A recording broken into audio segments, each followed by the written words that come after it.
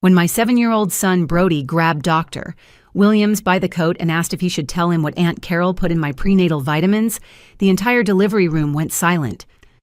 My sister-in-law's face drained of color as my twins lay in the NICU, fighting for their lives. But I'm getting ahead of myself. Let me tell you how we got here, to this moment where my entire world shattered and rebuilt itself in the span of a single sentence from a child. My name is Melinda, and I'm 32 years old. I teach 4th grade at Riverside Elementary here in Denver, or at least I did until the bed rest started. My husband Preston is 34, built like the construction manager he is, with calloused hands that can be surprisingly gentle when he brushes my hair back from my face. We'd been married 9 years when this nightmare began, 9 beautiful years that made me believe I understood what family meant. Preston's family seemed perfect when I first met them. His mother, Vivian, was the type who had fresh cookies whenever you visited, though she'd always mention how her recipe was better than whatever you brought to potlucks. His father, Rex, rarely spoke, but smiled often, especially when watching Preston work on projects around their house. And then there was Carol, Preston's older sister, 38 and childless, who always seemed to be watching from the edges of family gatherings with eyes that I now realize held something darker than mere observation. Our son Brody had just turned 7 when I got pregnant with the twins. He's one of those kids who notices everything, absorbs every detail like a sponge. Preston jokes that Brody got his detective skills from watching too many mystery shows with his grandpa Rex, but I think he was just born with this to see through the masks people wear. He'd sit at the kitchen table doing his homework while I cooked dinner, occasionally looking up to ask questions like, "Why does Aunt Carol always touch your belly when you're not looking?" Questions I should have paid more attention to. The day I found out I was carrying twins was supposed to be one of the happiest of our lives. Preston had taken the afternoon off work, something he rarely did to come to the ultrasound appointment. Brody was at school, but we'd promised to pick him up with the news.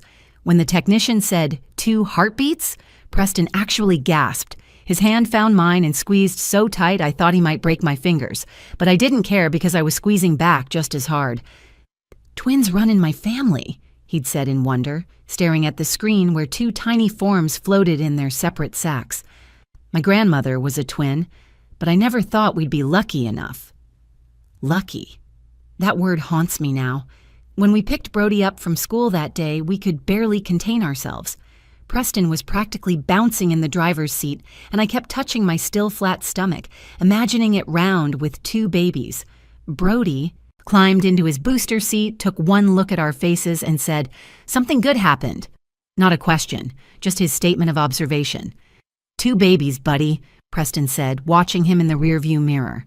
"You're going to be a big brother to 2 babies." The joy on Brody's face was pure sunshine. 2? At the same time? Can I teach them both about dinosaurs? Will they sleep in the same crib? Can one be a boy and one be a girl? That would be perfect because then I could teach them different things. We laughed the whole way home, making plans, discussing names, imagining our family of 5. Preston called his parents to share the news, and within an hour they were at our door with Carol in tow. Vivian had tears in her eyes as she hugged me, whispering, "Finally, more grandbabies," in my ear like Brody wasn't enough, but I let it slide in the happiness of the moment. Carol stood by our fireplace, her hand resting on the mantel, watching as everyone celebrated. "Twins are high risk," she said, her voice cutting through the joy like a knife through warm butter. "You'll need to be very careful, Melinda. Very careful about everything you put in your body." "Of course," I said, though something in her tone made my skin prickle. "Dr. Williams already has me on prenatal vitamins and extra folic acid." "Store-bought vitamins," she said with a dismissive wave, "full of fillers and who knows what else. I have a friend who makes organic ones. Much better for the babies. I'll bring them by tomorrow." Preston wrapped his arm around me. "That's thoughtful, Carol, but Melinda's doctor prescribed specific ones.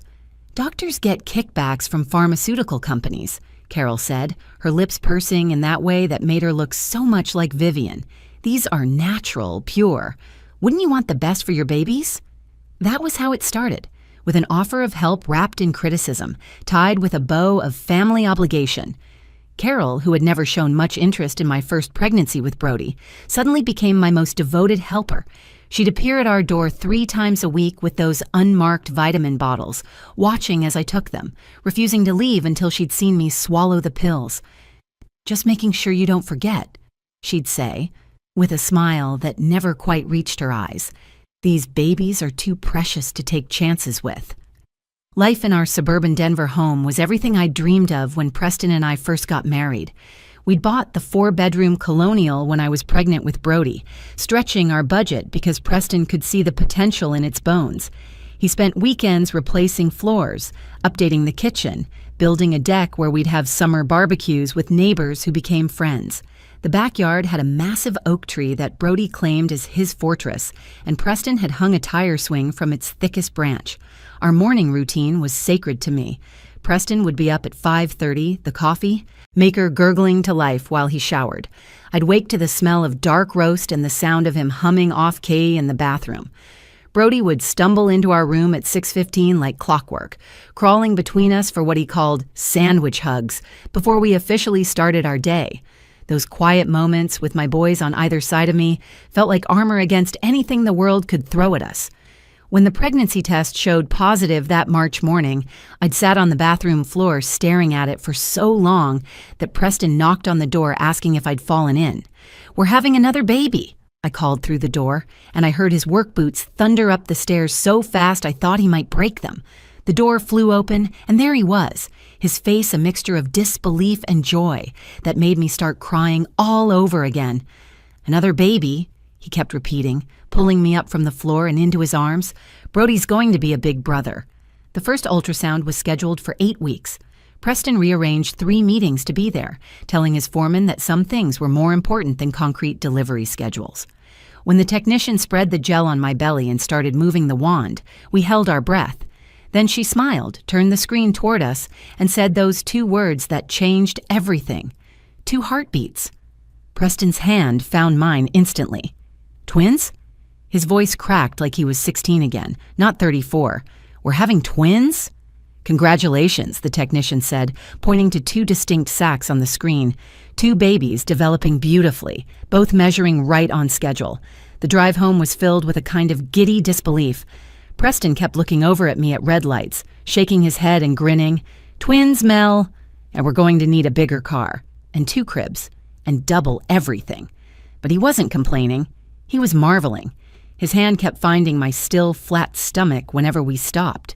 Telling Brody became an event in itself.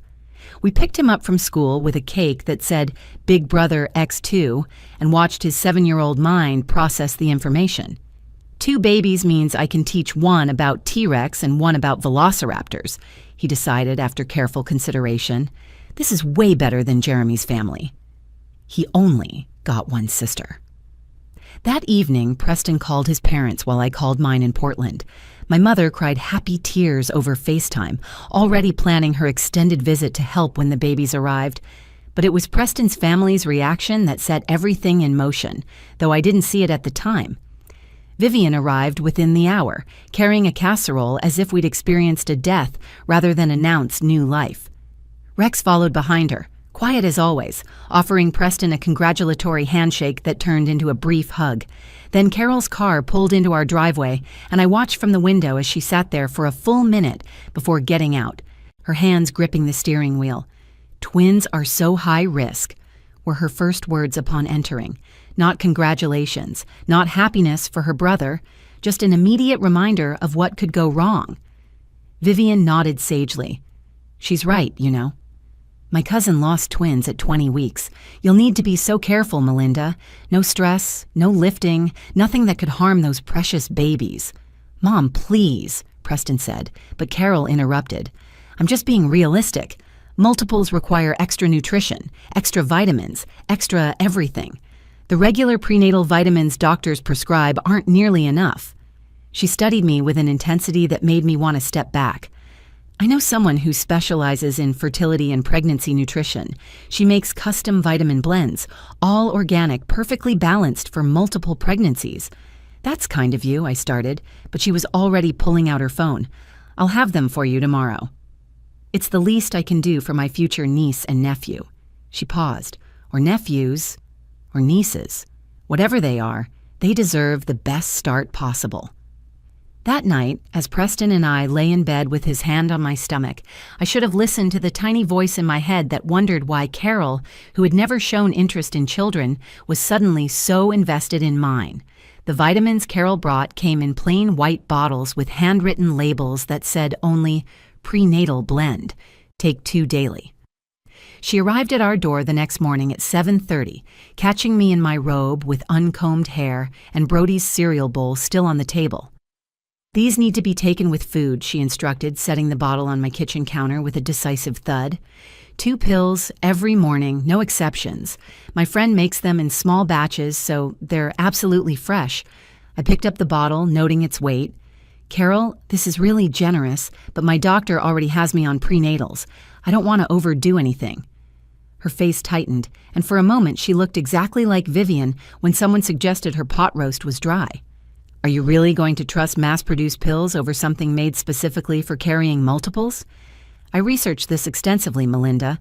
These have extra folic acid, calcium, and minerals that twins will leach from your body. Preston walked in, adjusting his tie, caught the tension immediately. Everything okay? I brought Melinda proper vitamins, Carol said, her tone suggesting I was being difficult. But apparently she prefers whatever generic brand her doctor is getting kickbacks to prescribe. That's not what I said, I protested. But Preston was already trying to keep peace. Carol went to a lot of trouble, Mel. Maybe just try them? Looking back, I should have stood my ground. But I was 20 weeks pregnant, hormonal, and the last thing I wanted was family drama. So I took the vitamins while Carol watched, her eyes tracking the pills from bottle to mouth to throat as I swallowed. Good, she said with satisfaction. I'll bring more next week. And she did. Every single week, Carol appeared with a new bottle, often staying to watch me take them. If I mentioned feeling tired or nauseous, she'd nod knowingly. That's normal with twins. They take everything from you. By week 30, I was exhausted beyond anything I'd experienced with Brody. Dr. Williams noted my iron levels were low despite supplementation, and my blood pressure kept spiking randomly. Twins are harder on the body, he said, increasing my monitoring to twice weekly. But something seems off.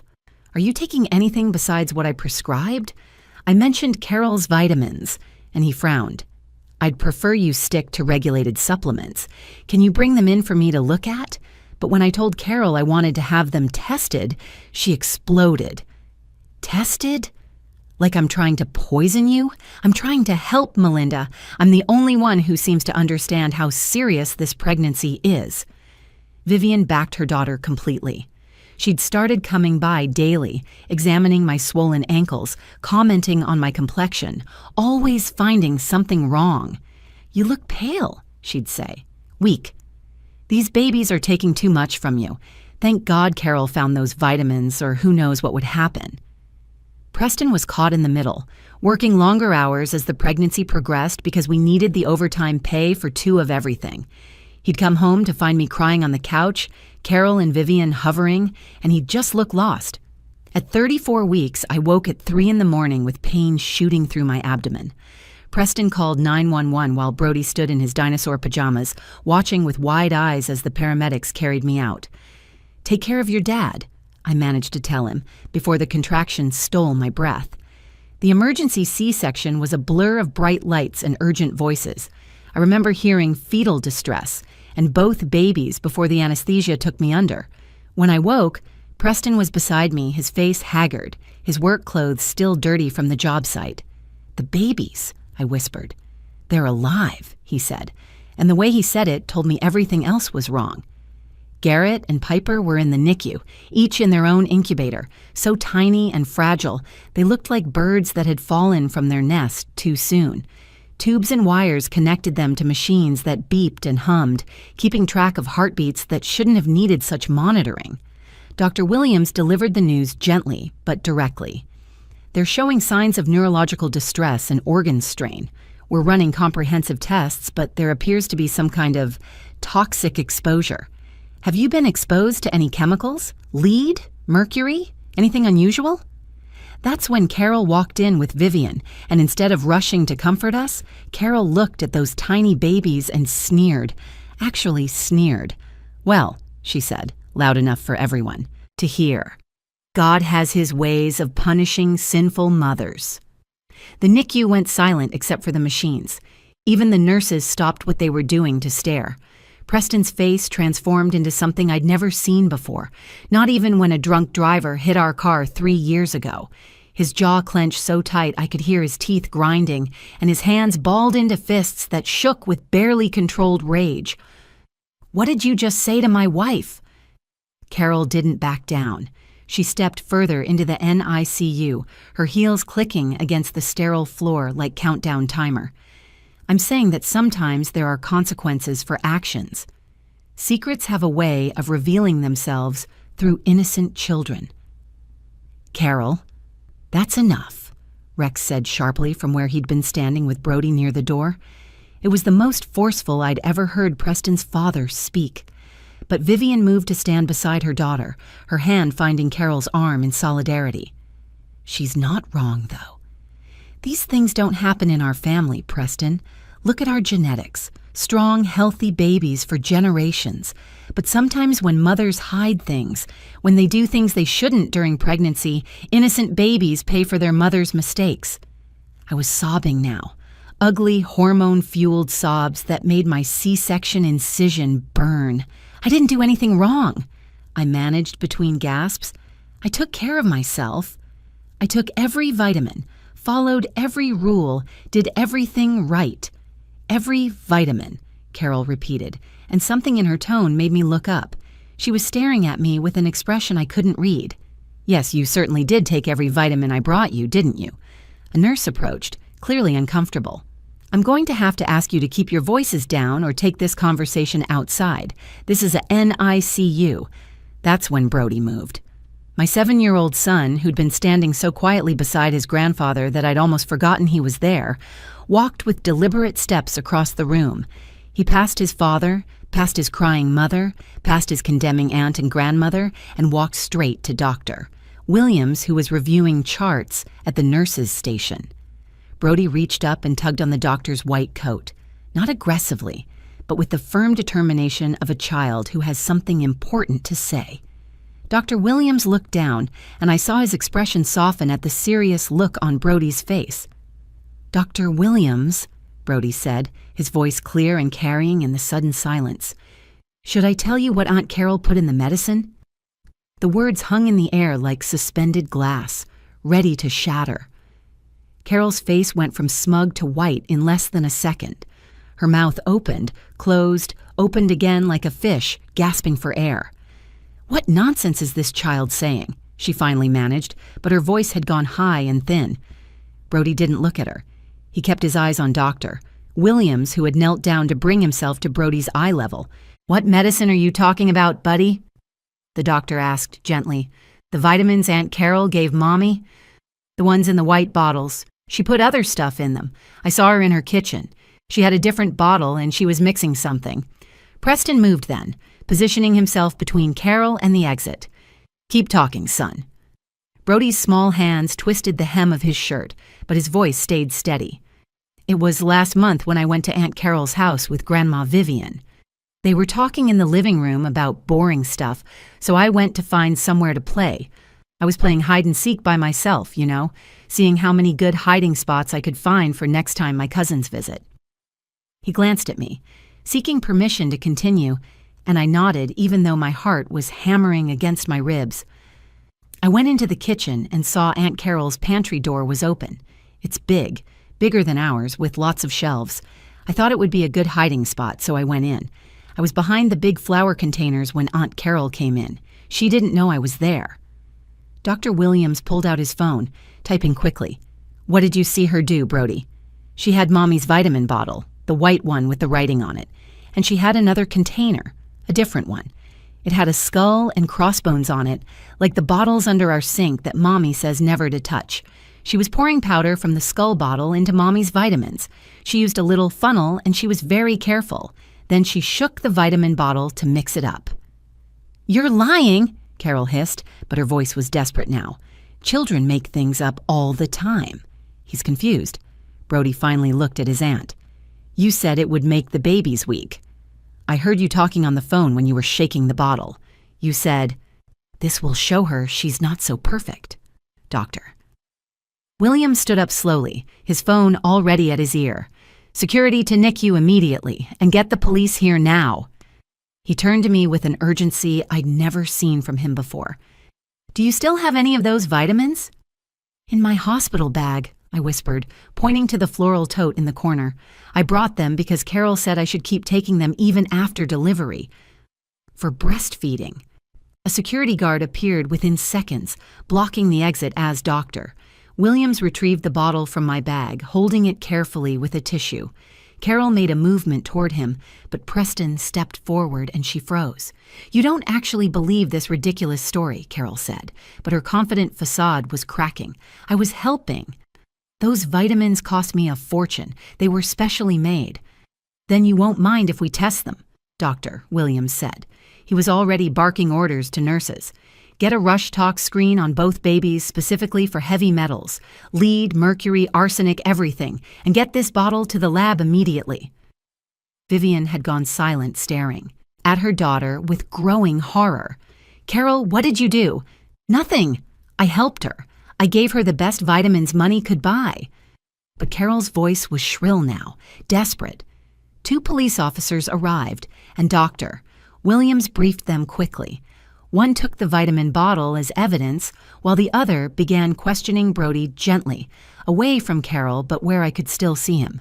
Preston never moved from his position blocking his sister's exit. Mrs. Morrison, the officer addressed me, we'll need to search your home for any remaining vitamins, and we'll need permission to search Ms. Carol Morrison's residence. You need a warrant for that, Carol snapped. We'll get one, the officer replied calmly. Or you can cooperate now and explain why a 7-year-old would make up such a specific story. The lab results came back in 2 hours, though they felt like 2 years. Dr. Williams returned with several other doctors and a grim expression. The vitamins contain lead acetate at dangerous levels. It's sweet tasting, which would mask any unusual flavor, and it's been building up in your system for months. Lead? Preston's voice was hollow. She poisoned my wife with lead? The accumulation in the twin systems indicates prolonged exposure through the placental barrier, another doctor explained. This wasn't accidental contamination. These levels suggest deliberate, measured doses designed to cause maximum fetal damage while keeping the mother functional. Carol tried to run then, actually shoved past the security guard, but Preston caught her arm. You're not going anywhere.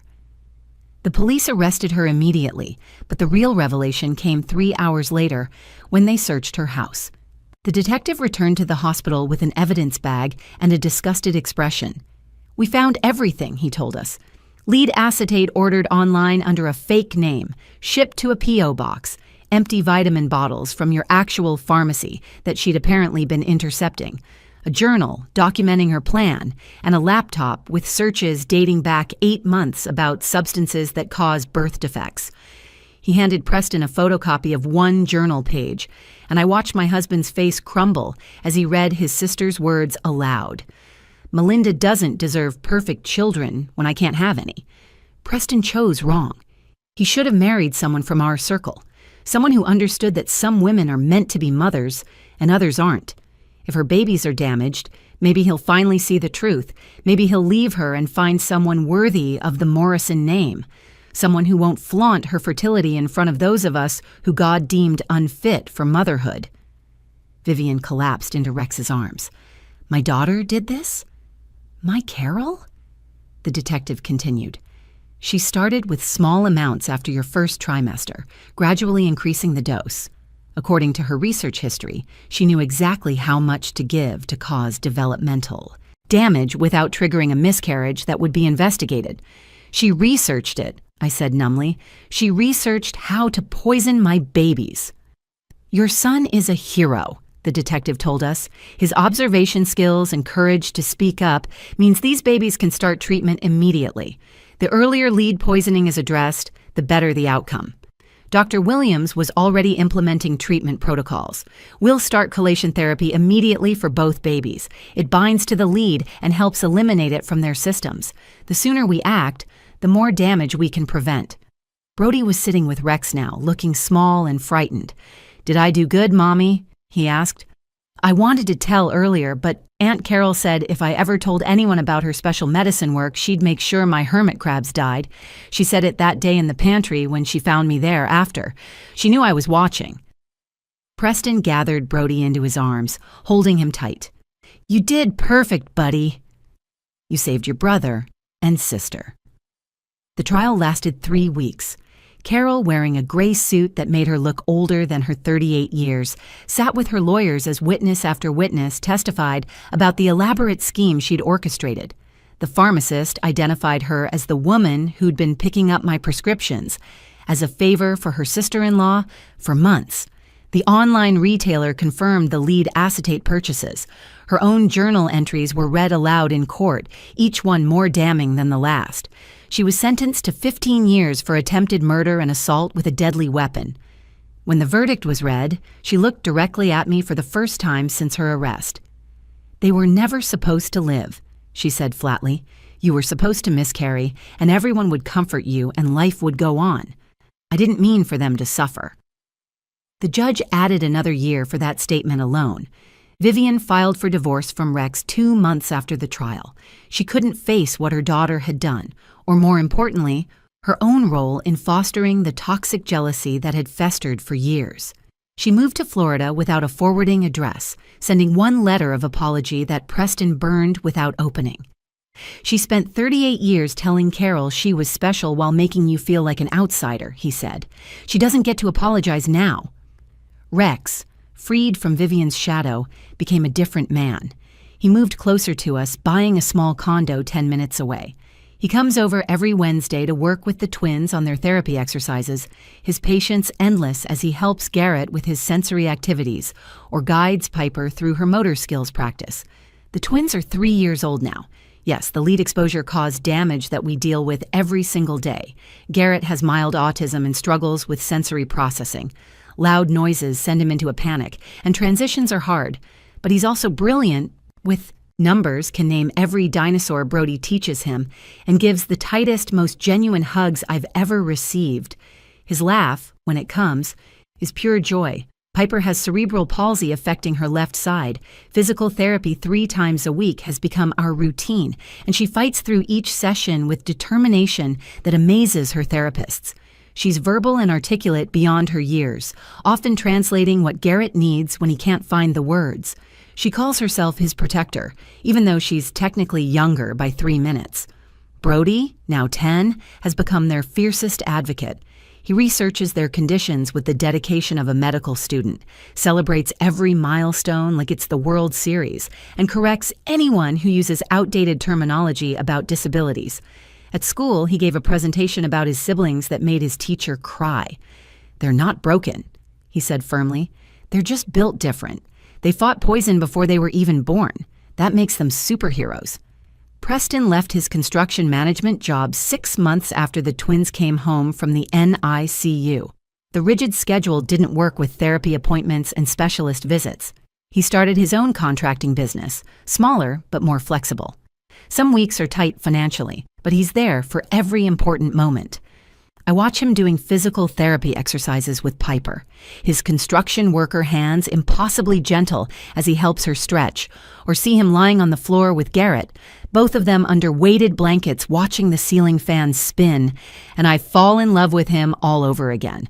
The real lesson came during a recent appointment with Dr. Williams. We were discussing the twins' progress when he said something that stopped me cold.